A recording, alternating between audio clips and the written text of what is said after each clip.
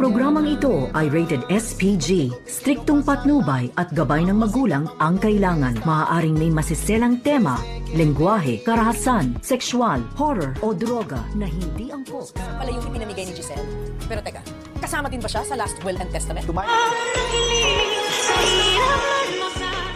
Pilit nga na pinapasama ni Moira ang kanyang anak na si Zoe upang magtungo dito nga sa abogado na inihanda nga noon ni Don Pepe upang malaman nila ang tungkol sa kayamanan kung sino nga ang pamamanahan nito.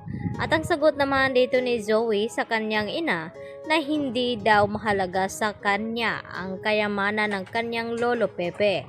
At hindi pa nga daw handa itong si Zoe na harapin muli itong si Giselle at RJ at itong si Annalyn dahil mas nanaig pa rin kay Zoe ang konsensya sa kanyang ginawa sa kanyang lolo Pepe, at lalo na ngayon na makakaharap na rin nila itong anak ni Giselle na ipinamigay noon. At dito na nga nagkasalpukan itong si Justin at itong si Moira. Agad na tinarayan ni Moira itong si Justin na nakaharap niya ito na ito pala daw ang anak ni Giselle na kanyang ipinamigay.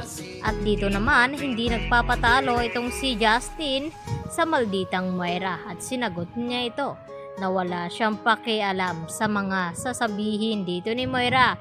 At dagdag pa ni Moira na kasama ba daw itong anak ni Giselle na magmamana sa last will and testament dito ni Don Pepe.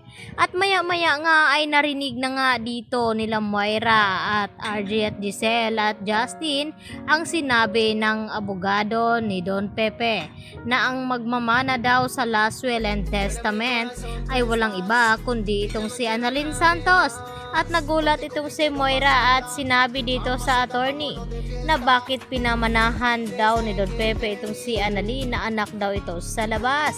At hindi nga makatiis itong si Justin na sagutin itong si Moira na alam niya ang dahilan na kung bakit hindi binigyan ng mana ang kanyang anak na si Zoe dahil hindi pala nila ito kadugo.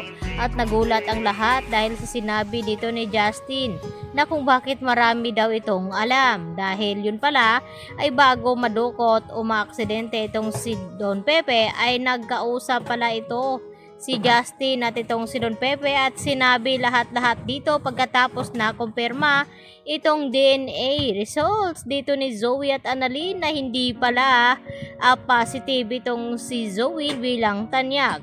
At dahil dito hindi nakabilang itong si Zoe sa last will and testament dito ni Don Pepe at lalong mas nagulat itong si Moira na walang makukuha kahit isang kusing itong kanyang anak na si Zoe dahil ang ipinamana ni Don Pepe dito naman kay Justin ay walang iba kundi itong Apex Hospital, kaya naman ay siya ang hihirangin na magiging co-owner ng Apex at ipakilala na nga ito ni Giselle at RJ sa buong ospital itong si Justin.